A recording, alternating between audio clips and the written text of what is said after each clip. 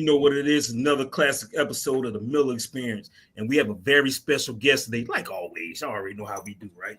Hey, but before I introduce my guest, I want to thank you guys for liking and subscribing to the channel. We're currently at 1,086 subscribers. Keep liking, keep sharing, keep showing the love. We love it all.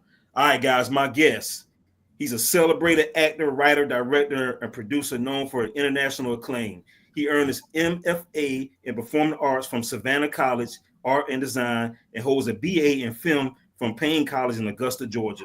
In 2023, he made his history as the first actor to portray Marcus Garvey in a narrative film, Mosiah, on Amazon Prime, which we're going to discuss later on today. A groundbreaking project he also wrote. This film is the first narrative portrayal of Garvey's life. Ladies and gentlemen, I want to introduce you guys to a future legend in the film game, Samuel Lee Fudge. What up, brother? What's up, brother? Thank you, man. Thank you guys for having me. Most definitely. No doubt, man. Hey, let me ask you a question, right? I'm from Jacksonville. We talked on Instagram. I'm from Jacksonville. You from Miami, right? Yeah. Question, bro. I don't know a mofo from Florida, last name Fudge, that was whacking football. Tell me you was football, bro. Yeah. When you think of fudge, I mean that's like cornbread, mashed potatoes, hefty, hearty, like linebackers, running back. Hell yeah, bro. At least all his the safety. Yeah. You play ball? Yeah, absolutely. Okay. I didn't get as far as I didn't get further than high school. Okay. Yeah. That's when everybody else started growing and I stayed the same height. So I was like, how tall are you? 5'7".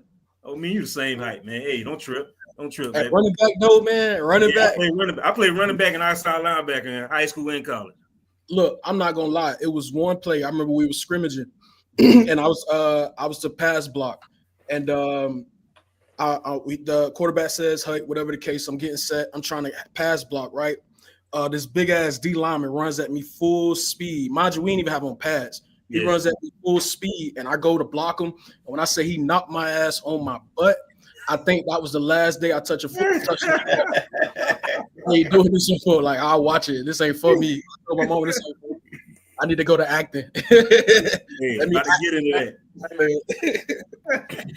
Hey, well, tell our viewers about you and tell us how do you get into acting and writing. Yeah, man. So like mentioned, my name is Samuel Lee Fudge. I'm from Miami, Florida, Miami-Dade County. More specifically, I say Perron, Colonial Drive, Richmond Heights, all the way on down to Homestead. Growing up, I was raised by a single mother. So we moved place to place, just trying to find some sense of stability, whether we live with family members or friends, even at times where we were financially stable of our own, that it didn't last too long.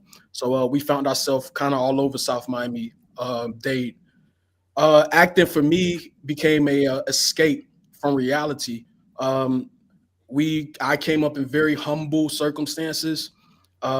Of course, the typical story, community drowned with gang violence, gun violence, drug infestation, prostitution, all these things, that kills our communities even today. And also just growing up without my father there full time, I spent my childhood very lonesome and yearning to have a better life than what I had. And so acting for me became that escape. I would watch TV and I'd seen different characters, Family Matters, where, we have a father in a household with Black kids and a mother there and the grandmother there. And they ate hearty meals for dinner. They sat at a dinner table. That shit was out of this world for me. It was far from my reality. So I always said to myself that I wanted to be on that other end of the TV to live a better life than I was living. And so that's where acting came from. Writing came from. I got once I started acting and playing different parts and being in different narratives, I was like, wait a minute, like I want to participate in stories that matter to me, or stories that touch home for me, or stories that can motivate our people or young Black boys who grew up just like me. And so that's where writing came. I decided to grab the pen and create those narratives so I could build influence to our people, But early on, I always knew that I wanted to be somewhat of a performing activist. The activist part came from me wanting to change my community, me wanting to change my circumstances, and change the circumstances of Black people just in general, and also change everything that I saw was wrong. And the performing aspect, once again, just came from me wanting to escape reality, but also I wanted to, I love the idea of making people feel something. I love making people laugh. You could go through a horrible day, and just by me making you laugh, your day has changed. Or I wanted you to cry if I wanted you to feel some type of way. And I realized early on how acting had that impact. And so I put those two things together, and that's where this performing activist ideology came from. And that's what led me to Mosiah. So your style is you're an actor, an activist. Who does your writing fit for? For example, like Quentin Tarantino, he got a certain type of writing style. Mm-hmm. Spike Lee got a certain type of writing style. Even Tyler Perry. Who does your writing fit for? Oh man, I'd say close to so Nate Parker is a mentor of mine. So I say close to Nate Parker, on the lines of Spike Lee, with a little bit of Barry Jenkins, just with that reality of Miami, that gritty. Barry Jenkins shows that gritty Miami aspect. And I say a lot of my style comes from like old head filmmakers, like Robert Townsend. I studied old film. My mom, we would always watch movies. I guess it was like an escape for her as well. But she put me on Spike Lee. She put me on Robert Townsend. She put me on all these other great Black filmmakers who were doing it independently. And I think that's where the passion for just doing it independently came from, because I saw in their work and these guys' work, they were talking about any and everything they wanted to talk about, free range, and there was no filter, there was no barrier on their work. They were able to connect to the young Black kid in the ghetto, which was me, and there was, like I said, there was no barriers to that. And so a lot of my style comes from, even my acting, it comes from old actors, performers, Sidney Poitier, Bill Duke, all these, all the people we know as legends, so I guess that's why now people can compare my work to being legendary, because shoot, I studied from the legends, Bro, no BS, man. Before I ask my next question, I was watching the movie, man, and just you did a hell of a job. Congratulations, bro. I'm surprised it's not as much known as it should be, but you did a hell of a job. Not even bullshitting you when I say this. Your performance remind me of Denzel Washington, Malcolm X. Oh yeah, I really thought you was Marcus Garvey. Yeah. You watch Malcolm X, you actually thought Jamie Foxx. You see him in Ray. You don't see Jamie Foxx. You see Ray Charles, Denzel Washington, and X. You see Malcolm X. You didn't see Denzel. Yeah. Samuel Lee Fudge, Mosiah. I saw Marcus Garvey. Yeah. Hey, bro, hell of a job, bro. Appreciate you, brother. Yeah, it's even man, imagine witnessing it in person. Now I'm able to now that the movie is doing what it's doing, I'm able to now travel internationally and within the States and perform as Garvey. And so maybe a few weeks back, I actually had the chance to perform here in Atlanta at the first Bethel LME. That day that I performed was the actual day 108 years ago where Marcus Garvey actually performed that. And I got to perform at the actual, I can't think of it. What's the podium? I stood at the actual podium that he stood at 108 years ago, and just people were able to get that firsthand experience, of Garvey, but also my work. It was scared. It scared a few people. I remember after, like, the producer of the Mosiah, actually, she came up to me and she was like, "Man, there was a guy in there. He was just frightened out his mind because he thought that you were Garvey. He said he couldn't just. He said he couldn't just be there. He had to leave. He had to turn his head because it was just too much for him." So when you're too much for a person, for an audience, and they actually believe that you are that character, that's not even acting at that point. That's the spirit, working within you. So I wouldn't be surprised with Denzel and his portrayal of Malcolm X. I wouldn't be surprised if him and I correlated on most of the techniques that we use. You know what I mean? Let me ask you last question before Craig asks you a question. When do you realize you look like Marcus Garvey? As a kid, man, that was one of the things that gravitated me to Marcus Garvey. I saw this legend, this figure who everyone adorned, everyone admired. He was of high esteem, and damn, he looked just like me. You know, I was used to being called. I was chubby growing up, so I was used to being called like fat and black and African booty scratcher and all these names. You know, and so like. I was like, fuck that. I found somebody who's respected, and he looks just like me. And Word. I tell people all the time, like me and him had somewhat of I had an admiration for him serving as like a father figure to me. So and all that came from just honestly, and I think my interest for him as well grew deeper. You know, just being able to identify with him. You know. Mm-hmm. Mm-hmm. Go ahead, Craig. When you think about it, there's a plethora of black men out there that currently going through the same things that you went to as a child. Mm-hmm. Mother, hardworking mom, mm-hmm. From place to place. What can you say to inspire them? Shoot, man. Stay curious. Stay. One thing about me, I'd say I lost my. Though I was still a child, I lost my my imagination as a child so early on because I let the things that were happening around me and in the community indulge me. So meaning like as a child, I don't remember too many fairy tales. I don't remember too many La La Land moments for me. You know, I couldn't, not when somebody's getting shot outside my door, you know, or I'm hearing gunshots every night, or even when I try to fathom a life better, you know, I see prostitutes, or I had a close family member who was addicted to crack during that time. So I say for any young black kid, keep their imagination, try their hardest to hold on to their innocence until their adolescence, because that's what's going to get you far. That's how you dream. I think a lot of people succumb to their realities, and that's what keeps them complacent in those situations. You know what I mean?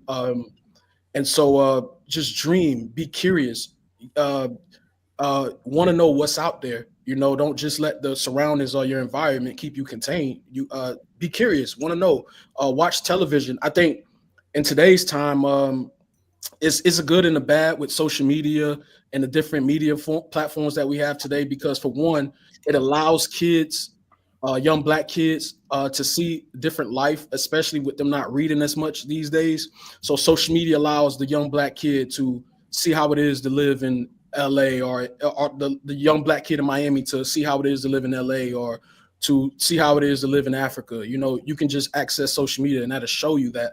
But at the same time, it still keeps you confined to that household. So I say just still be curious and wanting to know what's out there. You know what I mean? That was honestly, that's what acting did for me. Theater did that for me. Once I got into theater, I started to broaden my perspective because I was able to read plays based on stories like in China, especially when I got into Shakespeare. I was able to imagine and live in these Elizabethan worlds. And so that and learning different characters as well. You know, you could read a play and you're forced to play this character and you're like, damn, he made a decision in this play that I probably wouldn't typically do. So it allowed for me to learn, you know, other choices and all that. But I say being curious, observant, yearning and learning and wanting to know more, you know. But it takes us I can still consider myself an old head. I mean, young kids call me Unc now, so even though I'm 33, but it's on us to still just bring awareness. Like if you see that young black kid who's walking, matter of fact, like for an example, yesterday I went to the gas station. There was two black kids, two young black teens, I say. They were selling oils, you know what I mean? And they was going car to car. Brothers, hey sister, buy my oil. And you know, and you could tell it wasn't a big prominent business, but they were doing something. And at first, I'm not gonna lie, I did like what everybody else typically does. I'm like, nah, bro, I'm good. But as something changed, I was like, man, you know what? Let me go back and give them a couple of dollars, or let me just at least talk to them. And you know, I did, and I learned these were some great young men, and I had to respect the fact that they were doing it that way, opposed to being out robbing somebody or doing the Lord knows what. So it takes us as well, man. Each one teach one. You know what I mean? And we all have to play our part. especially with so many factors that's trying to hinder or take away from us prospering. You know. Right.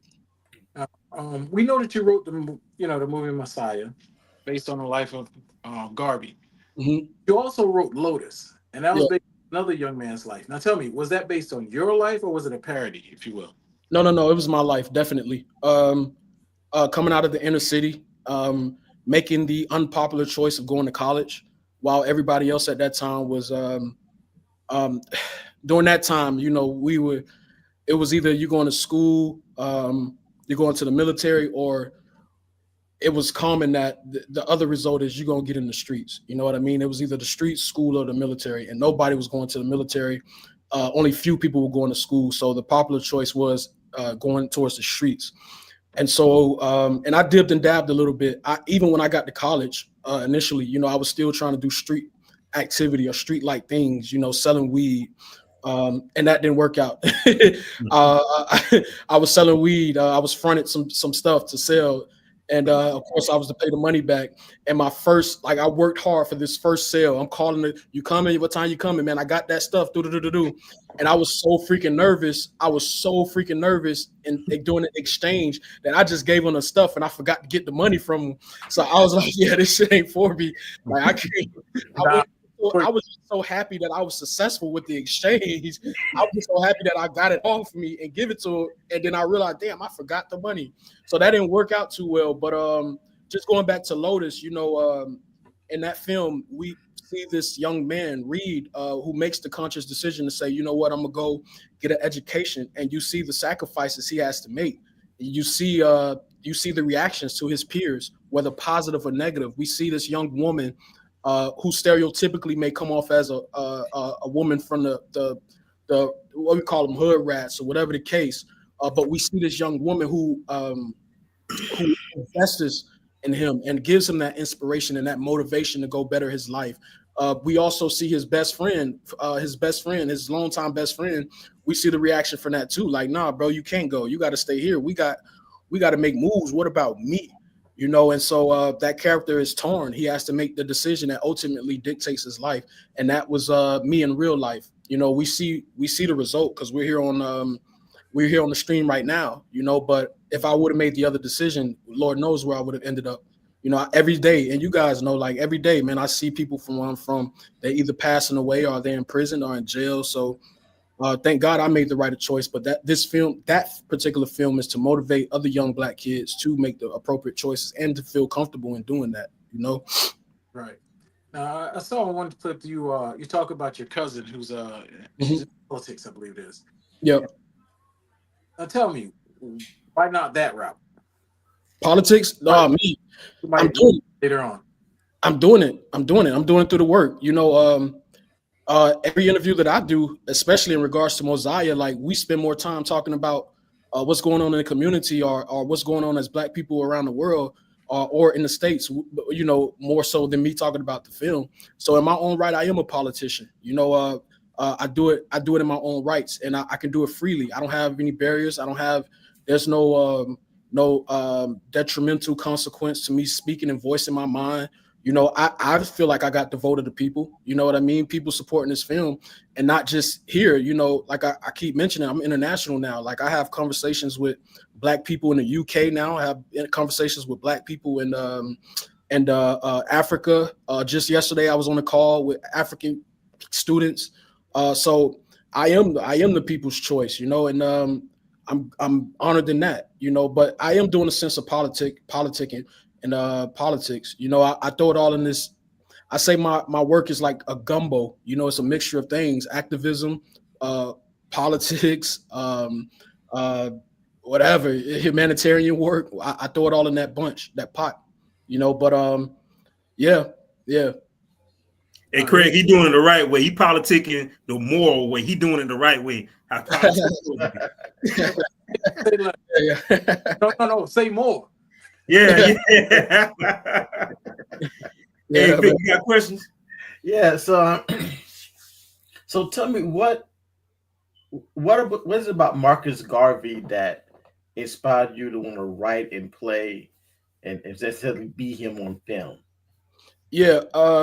Well, there's two answers to that. The first part is what was it about Marcus Garvey that made me want to write the film?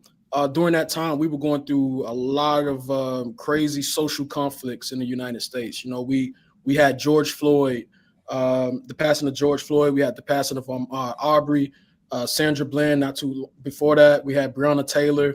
We had Tamir Rice. We had very early on in that, we had Trayvon Martin. The list goes on. You know, we had all these losses of Black people. And more specifically, I think we were going through COVID during that time as well. So people were already on edge.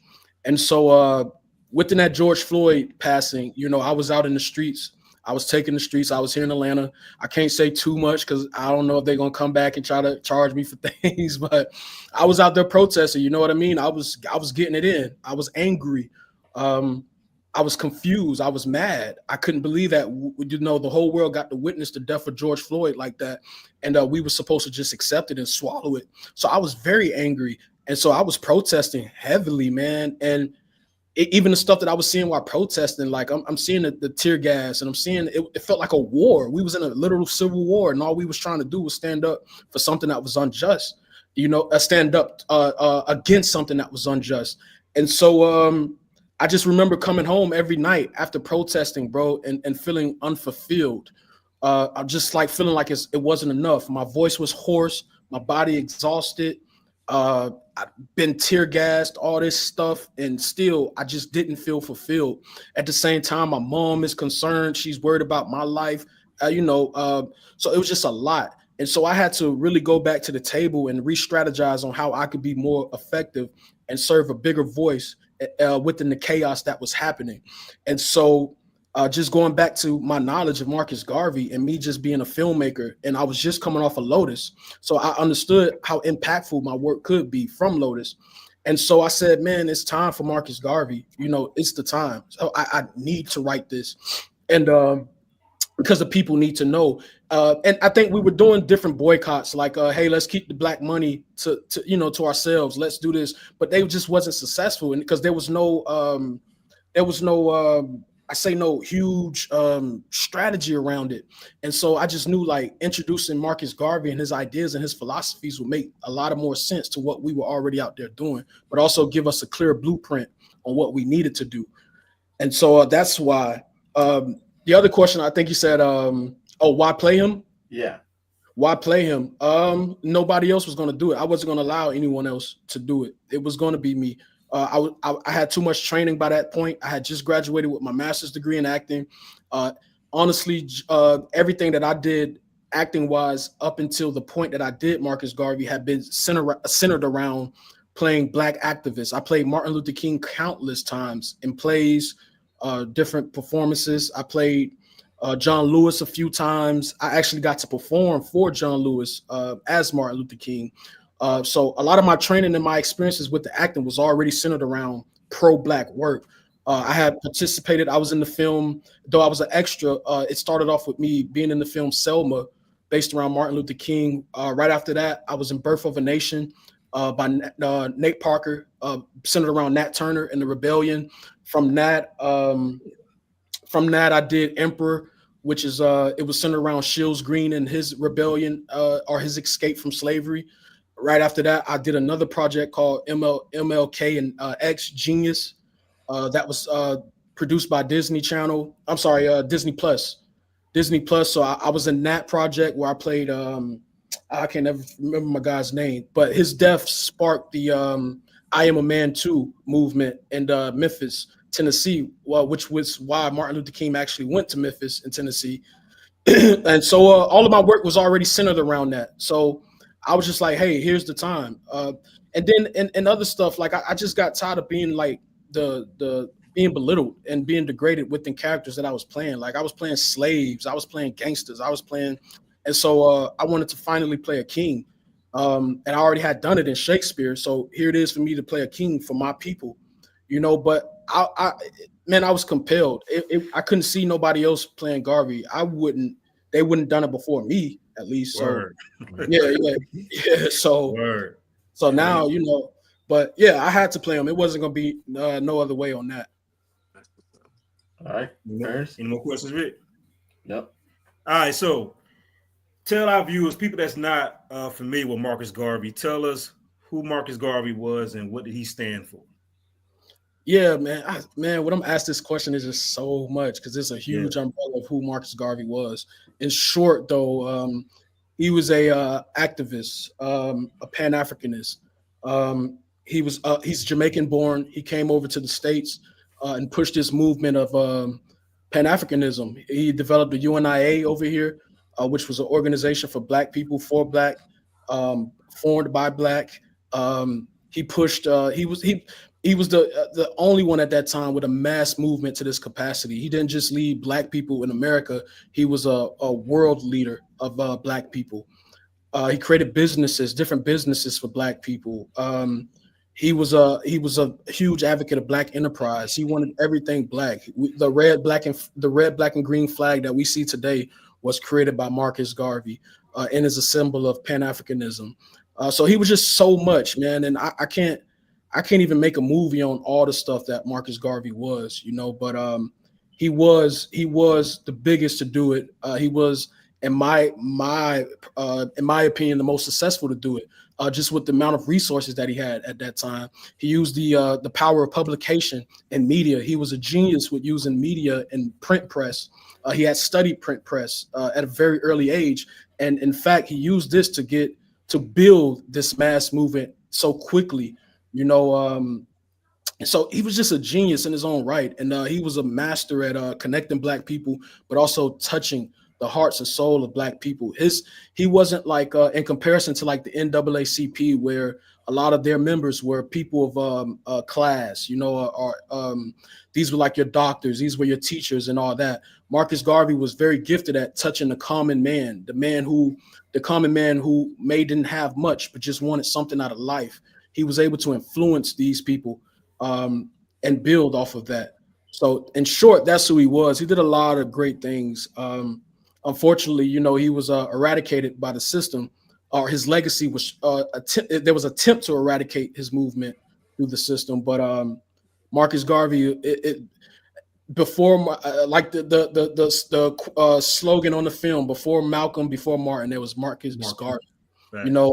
And people don't know, even Malcolm X's parents were Garveyites. You know what I mean? So he was very influential, very influential. And he dropped a lot of gems, and I'd say a lot of movements that you see here today comes off the work of Marcus Garvey, or from the blueprint that he left for us, Word. In the film, it shows Marcus Garvey going to visit the KKK. Why do you think he did that? Yeah, he visited the KKK because at that time there was a lot of turmoil between the Klan and also the African Legions, which is a branch under the UNIA associated with Marcus Garvey, of course. There were a lot of kidnappings at the time. The Klan was kidnapping not just Black people, random Black people in the South and in the North. They were kidnapping UNIA presidents as well. So for a sense of trying to create some resolve in that, that was part of why Marcus Garvey met with the Klan. The biggest reason why Marcus Garvey met with the Klan, because he felt like they had common interests. You know what I mean? For one, you got to know your enemy. You got to know your enemy, to some capacity. But also, they didn't want Black people in America no more than Marcus Garvey wanted Black people in America. So They had a common interest, a common goal. How can we work to make this both happen for us? He saw them. They was white supremacists, far left, and Marcus Garvey was Black supremacist. And so that's what that was about. But also, this is just my speculation as well. I think Marcus Garvey understood the importance of leveraging relationships, and he knew that the Klan had a strong hold on the political system, and also just the underground of how things worked here in society in America. And so I think that was somewhat his attempt at trying to get some leverage on that, if that makes sense. So basically saying, like I always say, man, instead of crying about it, complaining about it, just go in and see what's going on. Go ahead and see what's going on. Talk to him. Yeah. Let's see what's going on. We, like I said, like that. I mean, that makes the perfect sense to me. Y'all don't want us here, we want to be here. So how can we work together? And and first most, you in the way of my movement, because you say you don't want us here. I'm trying to get Black people to get the fuck out of here, but you're tormenting, stopping us from making money, you killing us, you're doing all this. So I need you to step aside so we can get the fuck out of here. But you gotta, you know what I mean? Somebody has to tell you this, you know? Hey, doing your research. Leader, though. No, I said that's what makes him a leader like no other, though. Nobody else was doing that. And like we know today, or we know through history that you know, that decision ultimately led to the Garvey Must Go campaign and trying to bring him down, you know, from these different black leaders at that time. But I mean, come on, man, it makes the perfect sense. Right. And what you think about? I was going to ask a question, but since we're there, I want to ask you this: what do you think about leaders of today? What's your opinion on that? Do you think they just comply to the system because they get some type of financial benefits, or are they really for us? No, it's about money. It's about a profit. It's about how I can use this to leverage. The thing is, everybody knows this about business, especially the most successful business owners and the most successful corporation owners. Like, you have to tap into the emotions of your consumers. You have to tap into the emotions of the consumers.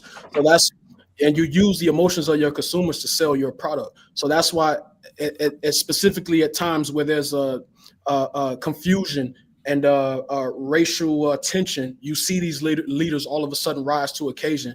I call these leaders occasional leaders. They're not everyday leaders. They're not in the work. They're not voicing their opinions. Like we briefly talked about the Carmelo Anthony situation in Texas. Where are these leaders? Where's these? Right. I mean, we saw them when it was time to vote, but where are they now? How, you know, and it's like, that's how it always is. You know, they leave us to dry when we need it the most, but when it's time that benefits them, they hear it, they speak out. Where's the pastors? Where's these great attorneys that represent us? Where are these people? You know, and so no, I think it's all about a dollar. I think you know, and hey, you got to live, you got to survive, but we need real leaders. You know what I mean? We need real. Yeah, I call them ambulance chasers.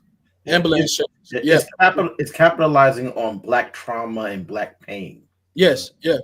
We exploit it. Like we point at the white man, and we point at white corporations and all that for them exploiting us, exploiting our traumas, exploiting our pain. But we never hold ourselves accountable. We never point at our own people who exploit us. We never point at the people who do it to us every single day. It's just easier to point and blame the other man. And it's easier to blame the other race for our problems opposed to blaming ourselves. And you know, but we exploited. The black ain't no other race on earth more exploited than the black race, because we're exploited by others and we're exploited by ourselves. Go to if you're close to a hood, or probably even where you live now, go to the neighborhood corner store and look who runs those stores. You know, it's your Arabs, it's your Chinese, you know what I mean? And guess what's keeping them in business? The Black Miles, the 40 beers, anything that black people consume on, and they're right there in our neighborhoods. But be Tyrone and just graduated out of high school and try to go there and say you need a job and see if they'll hire you. So we exploited by all, you know, and it's going to continue to happen until we take a stand and say no. But I think that only comes from us first holding ourselves accountable and looking at ourselves in the mirror and looking at our own race and our own cultures and our own problems, and then we can point the finger elsewhere. But we got to get our stuff internally straight. You know what I mean? Oh yeah, 100%. Hey, Sammy, I'm Craig. I'll let you go next, but I want to piggyback off that. I talked to an Indian guy one time that runs a gas station. I said and asked him, I said, how do you guys like stick together? He told me the whole plan. You know, somebody come from their country, set up, and then bring somebody else. You know, help them set up. And I said, man, I want to do that. I was just telling him basically, I want to do that for my people. You know, that's when I'm trying to build something for my family, so I can do my family like that and hope they can do it for the next person. And he was like, your people won't do that because y'all hate each other. Yeah. He said y'all won't do it. Y'all dislike each other. Y'all stab each other in the back, and y'all won't do it. He said, this is what he told me. He said, the man I just helped, I can't stand his ass. But it's in my culture. I have to help him. Whether I like him or not, I have to help him. You gotta help them. That's what I was telling somebody. I was telling a friend that like we're the only race, like every other race, like even if they hate each other, like not to talk so much on the other race, but there's still classes within the white race, right? Yeah. and you got what they consider trailer park and all that. But guess what? Y'all have one common interest of we need to help each other out. We need to look out for each other. We need to help thrive. I may not like your ass or stand your ass, but you know, it's white power, right? It's us over everything else. With black, it's like it's everything else but us. You know what I mean? So, but no, you're absolutely right. Like I seen it. I have friends who came over from other countries and their parents worked their ass off, saved their pennies, and bought businesses here. And they get the money. They send the money to the family members in the other country until they have enough to bring their ass over here. They hire them where they at. Well, they'll set up this establishment. I'll let my son run this establishment. I'm gonna go buy another business or another branch of this business. I'm gonna have the person I just brought over here to run that one.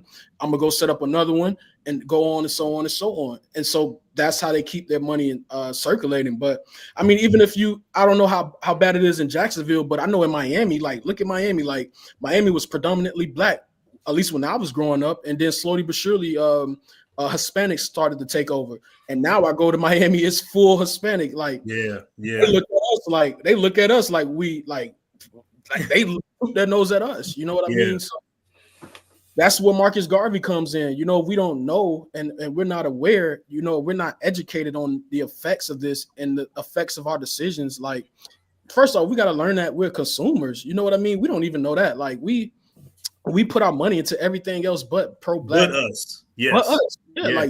Like, but us. Like, people complain. People tell me, "Hey, man, damn, Mosiah is $2.99, like $10.99, but you walking around with a Louis Vuitton bag." You get what I'm saying, bro? Hold on. It's funny you say that because when I went to watch it, it was $2.99, and I bought it. I'm like, I'm gonna spend that $2.99 on some BS anyway. I'm gonna support this man here. He's doing something positive. You know what I'm saying? Let that $2.99 go in his pocket, man. But we're not going to do that. If it was for a Marvel movie or something like that, or a major movie somebody want to see, they're gonna pay that $2.99. But because it's a movie, I'm not saying nobody knows about, but it's you know what I'm trying to say. No, you're right. We're not going to support it because it's you. You're starting to establish yourself into that film world. You're new, up and coming. And some people just don't want to support it, man, which is sad, bro. It's deeper than that, brother. It's deeper than that. I'll say it right here. I'll call out different media platforms because we reached out. I've reached out to at least a dozen by myself within the past week. Even black media platforms, like whoever, like all of them. Shit, I reached. How the fuck you don't do a story? Or how don't you not publicize a Marcus Garvey movie that will uplift our people? Fuck me. Take me out of it. Take whoever else out of it. We're talking about Marcus Garvey, right? How can you not publicize or push this film that would uplift our people? But you can talk about whatever else. You could talk about what Sexy Red is saying to the next person. We could talk about all negativity because it sells. Okay, cool. But how does that better our race? And that just goes back to what I'm saying about we don't hold each other accountable. Like, come on, like, how the fuck you have in your name black for black but you don't want to publicize or push black stories, especially positive black? Because I guarantee you, if I was out here doing some crazy stuff, you would have been already out here, bro. Man, I would have been viral by now. I would have been out of here. But that's why I want to shout out Lord Jamar, man, because dude, I would not found you until I saw you on this episode, bro. Shout out Lord Jamar for having you on there, man. Yeah, that's my man. That's my brother, man. He didn't have to do what he did, and especially with what he has going on and how people already perceive him. You know, I think him doing what he did within our episode shed a different light on him and where his heart is. You know, really and truthfully and genuinely. So I definitely appreciate Lord Jamar. Definitely. Go ahead, Craig. I was thinking the last time we actually stood by one another was Black Wall Street. It flourished. Yeah. They literally burnt it to the ground because they were threatened by that. Yeah.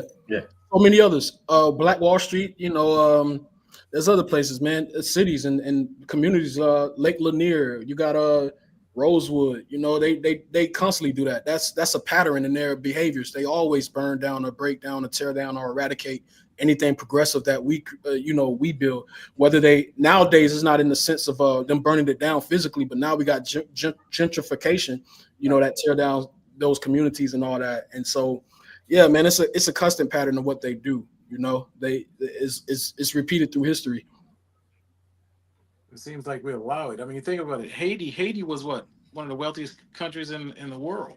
Wow. Right. Up until revolution. Yeah. That's even with with our heart. I mean, with our art and our artifacts and all that stuff. It's in history. They went over and took all of our stuff, stole it, and then tried to sell it back to us and claim it as theirs. We could have a conversation about Jesus as well. You know what I mean? Their depiction of Jesus looks completely different than what the Bible says. What the Bible says, exactly. Or what history says geographically. So we know that's what they do. And that's what happens with our narratives too, especially with the media. Like they get a hold to it and they flip it and they make it theirs, or they paint it to be something what it's not, or they make negativity out of it. Media is very important and crucial. And if we don't pay attention and open our third eye, things will go over our head. Media has been a tool, and that's why Marcus Garvey is so significant, because he used media as well, though, to push his agenda. But supremacists use media to tell narratives or to confuse us and put us in chaos. They've been doing it since we know. Even if you go back and you look at what Hitler did, with the Nazis back in his time, he started off with propaganda in the media to make people look at Jews or to hate Jews. And we know the supremacists did it here in our country. We had blackface, we had all these different stereotypes, Sambos and nitty pickies and all this stuff. They joked on us in cartoons and created all these different films. And so media is very important, man. And that's why I say, I just say we have to, when we see things that are wrong, we have to hold ourselves accountable and hold each other accountable for the things that are being done wrong. Question: Civil rights movement. Mm-hmm. Feel that's been hijacked? Huh? Do you feel it's been hijacked? Do I feel as though the civil rights movement has been hijacked? Correct. I'd say the story is being spent for us to only know, not even us as in us, I'm talking about our kids. They want our kids to specifically know certain things about the civil rights movement or certain aspects of it. I think when it comes to Americanizing our civil rights movement, they soften it. They soften the image on it. They tell us what they want. Like, we know Martin Luther King to be turn the other cheek, soft. Turn the other cheek, soft. Hey, keep moving, keep taking the punches, the lashes. But we don't talk about often how Martin Luther King was close to going the other route, and it was leading up into. Matter of fact, I think by the time he got to Memphis, where he ultimately died, that's where his mind was. He was in Chicago, and correct me if I'm wrong, and I could be wrong, but I believe he was in Chicago, and there was a huge protest or boycott where he was doing in Chicago, and they just treated him so insanely, crazily, to where he shifted. He was like, "Man, this ain't working," So we shed lights on the things that, and it's just like, "Hey, you about to take me somewhere else, man." It's just like I say, to some degree, Christianity, right? I say certain things that they want us to know about Christianity to keep us conditioned to behave a certain way or to control us in a certain way. And I think that's the same thing with the civil rights movement in our schools. I would be interested to know now what they teach young Black kids about the civil rights movement, if they even teach them in full about it. But I think it's controlled to keep us controlled. I think our biggest problems too today is it's not even more so black and white, bro. I think it's more so it's business, it's consumers. I got to keep you at a certain social class for me to get wealthy and for me to thrive and for me to conquer. The thing about them, that we don't know what they want to conquer. It's in their DNA to conquer something. I want to have all the money in the world. See, I just want enough to survive. I just want it all. Like, I want the whole world. I want to go all across the seas and I want to conquer everything. I just want it all, so, but it's more so about social class today. I think the racial issues are at this point, it's smoke and mirrors to what the true problem is. And I think it's definitely about class. and who our president is shows that in particular, and who he's bringing into in his cabinet, and who he's bringing on board to help shows that right there in our face. I think keeping it at a black and white mindset is keeping us back still in civil rights time. We in 2025. It's deeper and bigger than that. Yeah. Hey, let me ask you this, man. I don't know if you saw my DM today. I'll comment on your story about the Carmelo Anthony thing. Yeah. What's your thoughts on the Carmelo Anthony murdering Metcalf situation? What's your thoughts on that, man? The actual him actually unaliving him, or unaliving him? Black people. Both. Okay. It's a sad case. First, it's a sad case because you can only fathom what that young black boy is going through right now. Based off what he said, he was defending his life. He was protecting himself, right? We all have the right to do that. It's nothing unlawful about protecting yourself. Ethically, there's nothing wrong with you protecting yourself and defending yourself. And that was the case for him. The result was, he's now a part of the system, a system that we know don't care about no young black boy, black men, and especially where he is. He's in Texas, So it's a saddening case. But I do say this. I say there's nothing absolutely wrong with us supporting and helping and doing what we can. We know what the system does to young black boys, and 9 out of 10. The support that this young man needs from an attorney or a team, his 9 out of 10, his family can't even afford that. So the help of us, and making sure that he has the best team is, nothing wrong. And he's innocent until proven guilty. You know what I mean? And until we know the full facts and we know the whole story, we can't point the finger nor judge.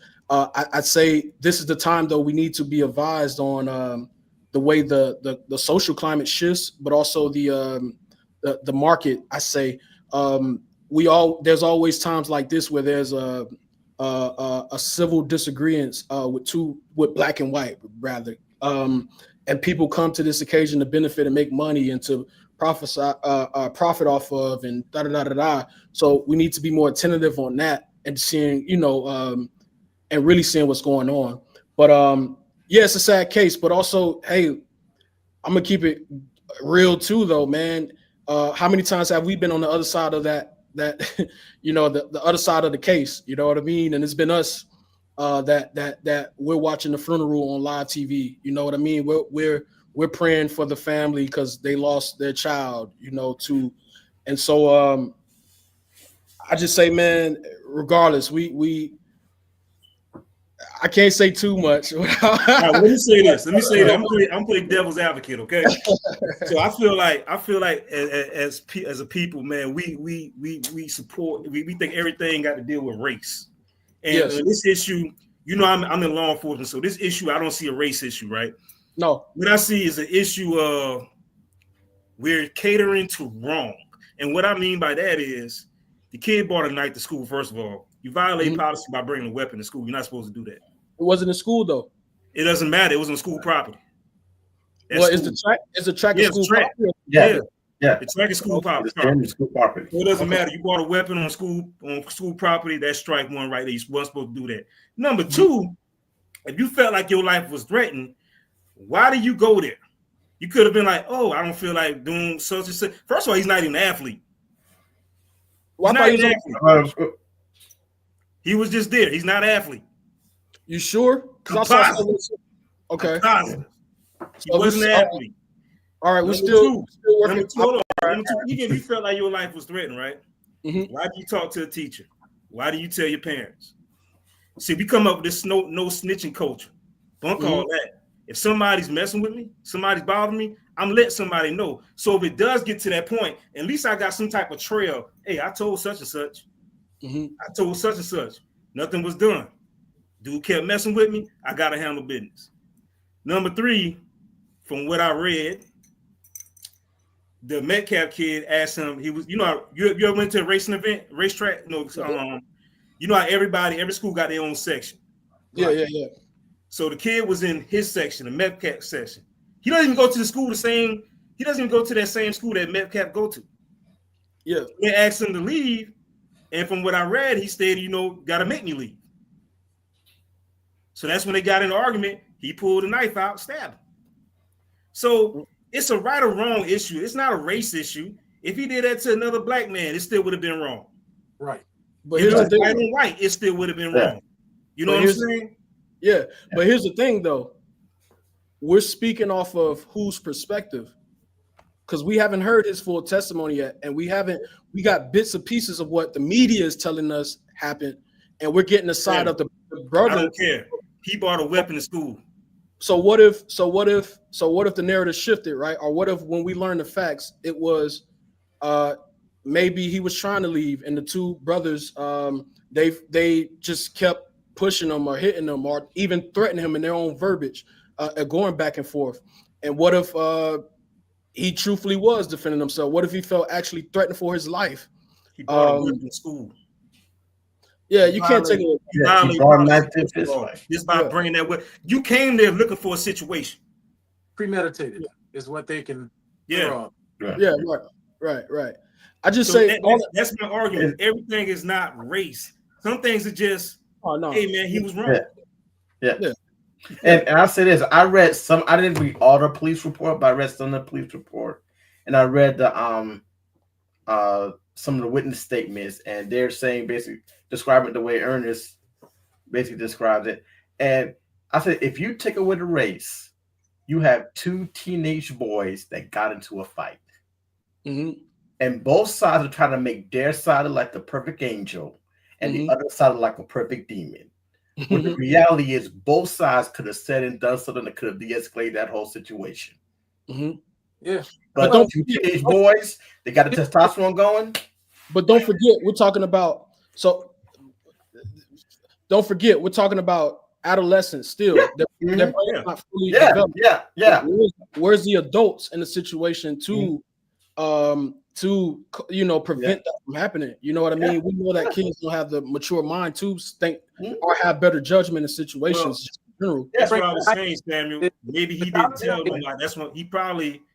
If he told someone, I'm sure this probably would have been. Hopefully, if he told a teacher, a principal, a parent, hopefully this wouldn't have happened. But the way this culture is now, they believe in this no snitching thing, man. They want to handle things themselves. Well, here's the thing: without a knife, this young man is not in jail. The other young man is not dead. They could have squabbled. Yeah. They could have squabbled. That's how we used to do it.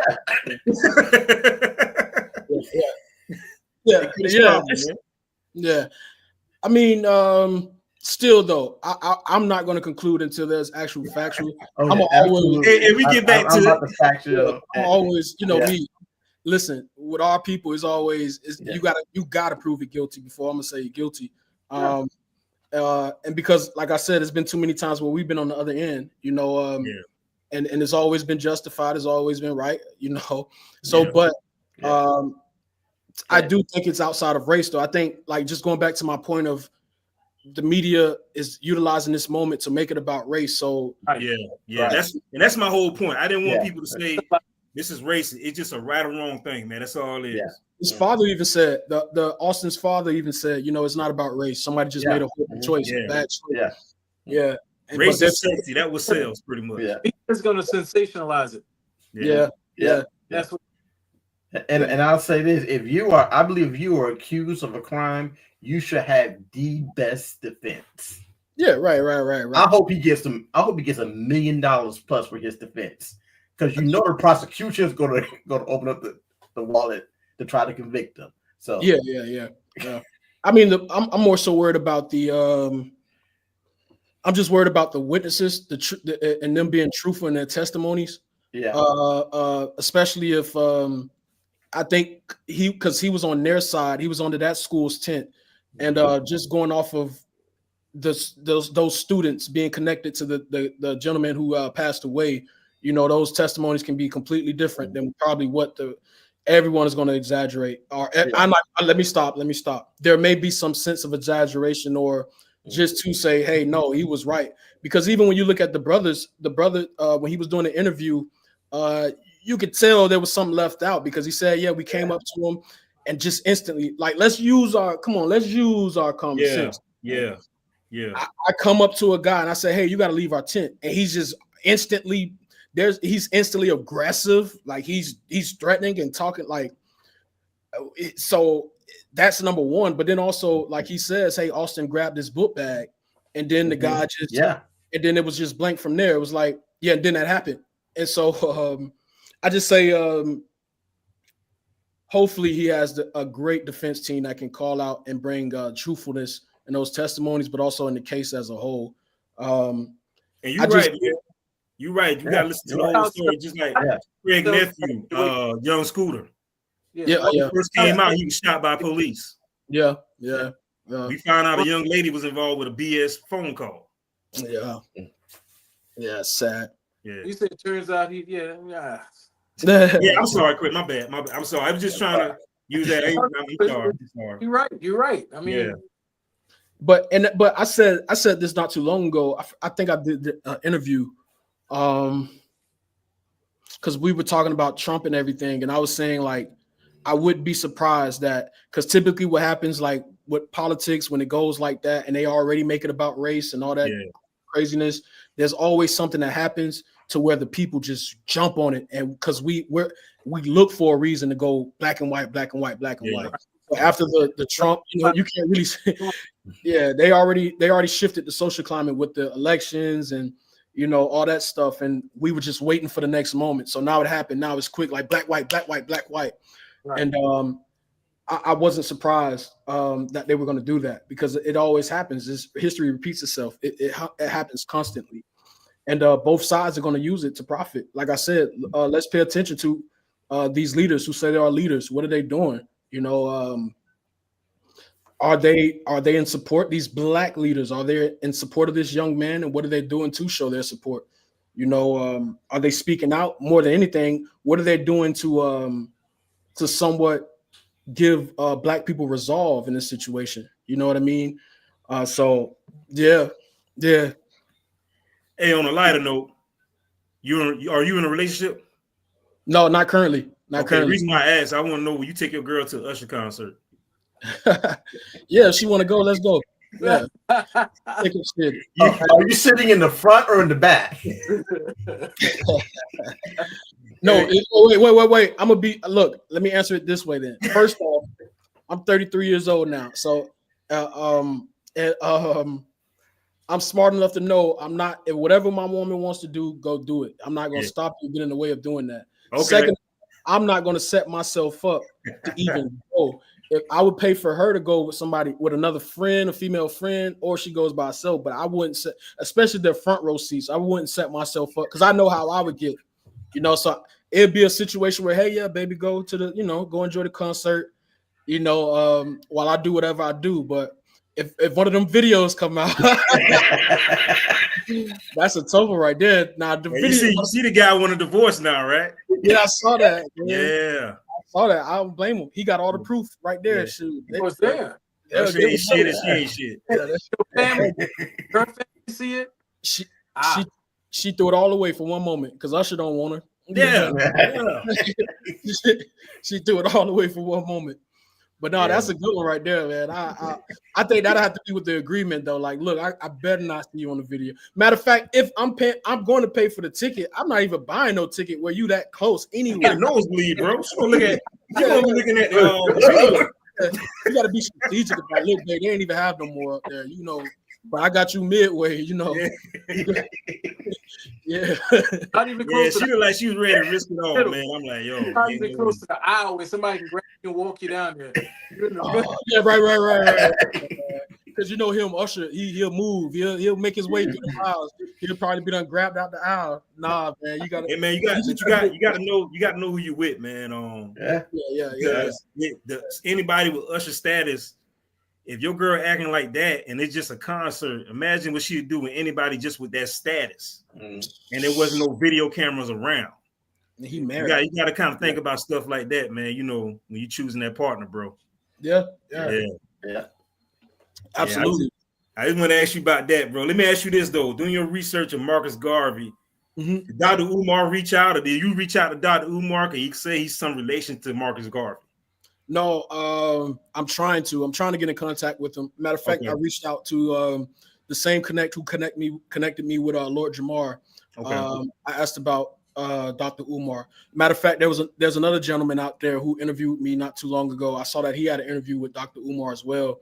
So I was seeing if he can connect me, or if not, bring us both on the show. Word.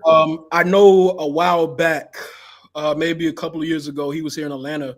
I think there was a Garvey celebration, and one of the producers came across him and said, "Hey, we did a film on Marcus Garvey." But at that time, it wasn't what it was now. So I think it maybe went over his head, or it was, okay, cool. There's a lot of Marcus Garvey stuff out there. But now seeing the backlash, not the backlash, I'm sorry, now seeing the result and the successes of it and what it's actually doing, I think he'll be more open to now connecting if he's seen the movie. But if he hasn't seen it already or haven't heard about it, I'm sure somebody's going to bring it to his attention. But yeah, I would love to sit down with him and connect and talk. He's, at least from what I know, I'm very, now after the film, I'm very connected with the UNIA now. So I hear good things about him, and I know he's very educated on the Marcus Garvey topic, so I would love to just pick his brain and see, where he is. But one thing about Garvey, you would think that you know a lot, and then you'll meet somebody who just, they telling you more stuff, like, and then it's so much information to where you got to kind of filter it as well. Cause like somebody will be like, he used to eat fried chicken, and you like, what? And it's the next, it's like, well, he was a big boy. She be eating something. Yeah. He used to eat fried rice, and then but everybody wants to, every Garveyite prides themselves on wanting to say that they know the most about Marcus Garvey. Yeah. You know what I mean? It's like Tupac. Yeah. Huh? It's like Tupac. Everybody knows Tupac after he gone, right? Yeah. So, but no, I would love to connect with Dr. Umar. Well, let me ask you this about your one-man show with Marcus Garvey, one-man show you're taking international. Tell the people more about that. And when are you starting? Yeah, so I'm already in the process of the script. Matter of fact, I have a phone call later this evening with my partner in this. He's going to direct, but also co-produce it as well. But the one-man show will be centered around the trial. You know what I mean? And the audience will serve as the jury. Word. Okay. And so it's going to be very interactive. Like I mentioned before, I think this would be great because people will get that real life and firsthand, right in front of my face experience of Garvey more than anything. But I also want to make it not just a Garvey experience, but more so of a UNIA experience. I want to have some UNIA soldiers dressed in their the militant uniform. I'm sorry, the African Legion soldiers dressed in their militant uniforms. I want to have the paper boys out there. I want to have the playbill sort of resemble of the Negro world. So I want to bring this experience so people can get some sense of motivation and also inspiration. We see these images in media, or you got to Google it, or if you Google Marcus Garvey, you see the parades that were on 125th in Harlem. But I think in today's time, like, we need stuff like that to give us more uplift. We need to see ourselves in a high esteem way. You know what I mean? And so this production, it's a production rather than a show. Will show that. It will give people a real life experience. Firsthand, it would make them feel like they're actually a part of the UNIA. It would give them a experience of Garvey. But yes, it'll be centered around a trial, hour 30 minutes long. The first show will be here in Atlanta. We already have a place. I have a place in mind that I want to utilize in Stonecrest. So yeah, man, I don't want to say too much because somebody will try to do it before I do it. But this one-man show, and then yes, going internationally with it. Like I said, thanks to Mosiah, man, I broke some barriers, so now I'm able to go out and make a little money elsewhere, overseas. So definitely taking this. And what's a blessing too, because like right now we're traveling with Mosiah. We're going to different. I leave for Costa Rica at the end of the month. And there's a UNIA in Costa Rica, so like going to these different places where there are UNIA divisions at. And doing it there across the world, and with the show also make some money for the UNIA as well. Okay, you said that your budget, you believe the budget was like $50K. Yeah. Now, if someone approached you now, a huge budget, would you remake it or would you leave it the way it is? If someone came with a more bigger budget, we'll make it into a feature film. So of course that comes with redoing, but the true essence of Mosiah would never change. What you see is what you see. If anything, there's going to be more now. Yeah. More realness, more the stuff, the stuff that we couldn't do. Like you need money to recreate those parades in Harlem on 125th. You know, you need money to hire different. You need, oh my God, you need like 100 extras to play Garveyites. You know what I mean? You need. You can't just shoot in Atlanta because we shot in Columbus, Georgia, and we shot in Atlanta, Georgia. Those two places, and so you need to shoot in Jamaica. Like you have to go to St. Anne's Bay, where I got the chance to go to see his birth site. You have to shoot there. You know, you have to get the true essence of Jamaica. You need some Jamaican actors as well. You need Jamaican. So all that stuff costs money. So with more money now, we can tell this story in a more a fashion that we've only imagined. You know, we did what we could with the 50K and with Mosiah, the short film, but more money will give more opportunity, and you'll get a longer product. You'll get a longer film at the end of the day as well. So yeah.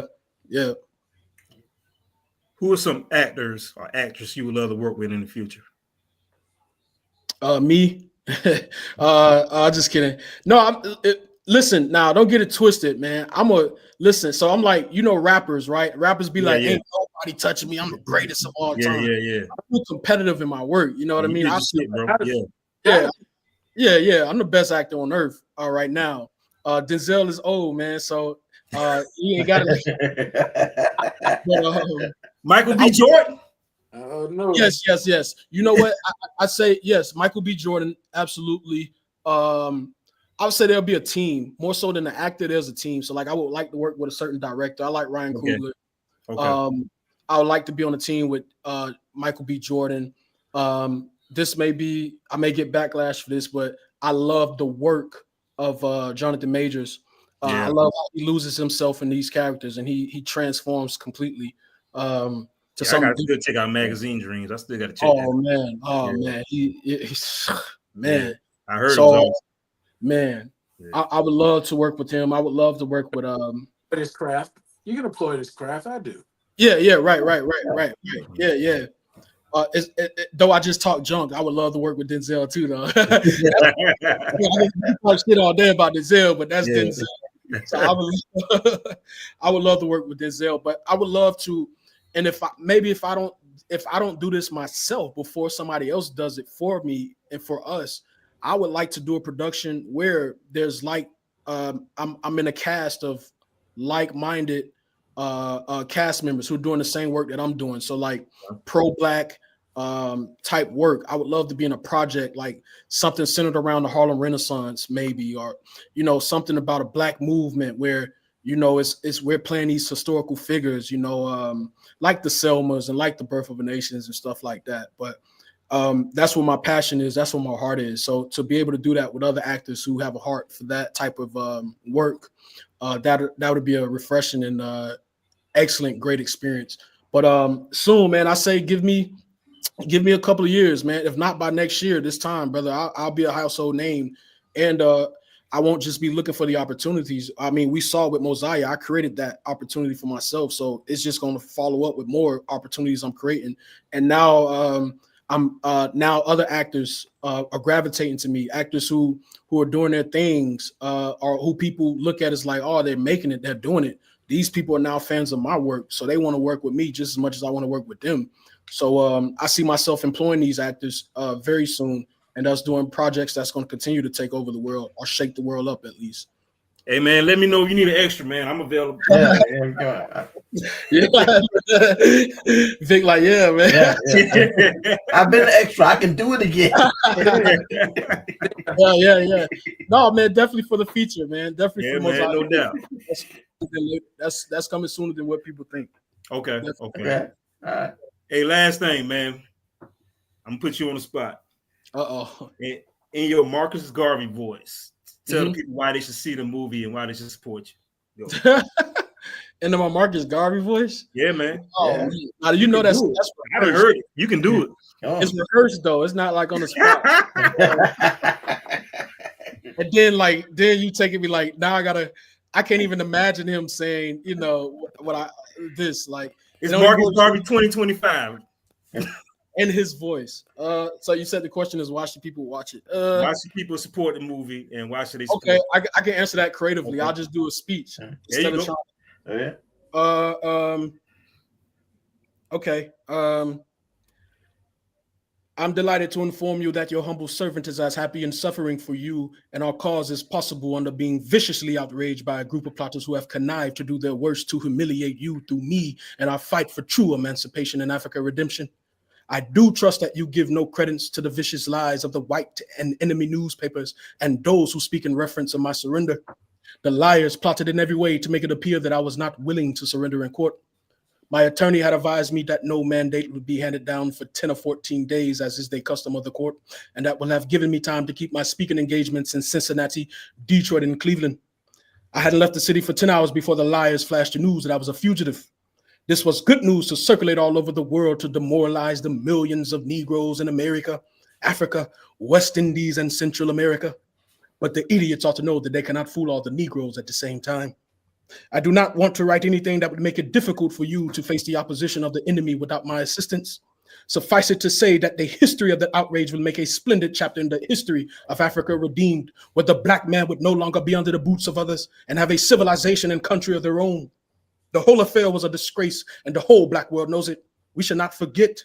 Our day may be 50, 100, or 200 years ahead, but let us work, watch, and pray, for the civilization of injustice is bound to crumble and bring down destruction upon the heads of the unjust. Hold up, let me see. Now you got me in the mode. I'll give you one from Mosiah. All right. My father did not suffer and die to give me an education to slight, distress, or discourage my people. Because whatsoever education that I inquire through his sacrifice, I shall use for the salvation of the 400 million black people in this world. And the day that I forsake my people, may God Almighty say there shall be no more light for you. I unequivocally reject the racist assumption of white America's ideology that God created the black man inferior. Because if Negroes were created in God's image and Negroes are black, then God too must in some sense be black. Dive down, black man, dive down and dig. Reach up, black man and woman, and turn this nation's knowledge to you. Turn ye around and make a compass of you, everything north, south, east, and west. And just as you bow down to the white man today, other races will then bow down to you because of the superiority of your minds. Let us grow in concerts of ourselves, determined to use our minds. Because if you liberate the minds of men, then ultimately you will liberate the bodies of men. It may have been the other way around, but yeah.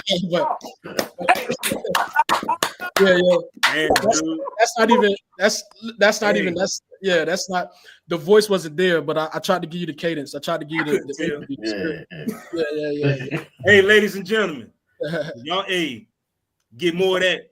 Watch Mosiah, baby. Amazon Prime. Check him out, my boy Samuel Lee Fudge, baby. Sam, yes, I appreciate you coming on, man. Yeah, thank you, brother. Thank you for having me. Yeah, thank you. Thank y'all. Hey, bro, we got each other number. Let's keep conversating, man. Let's keep it going. All right. Most definitely, brother. Thank you, man. All right, brother. You take care. All right, you too. Stay on. Stay on.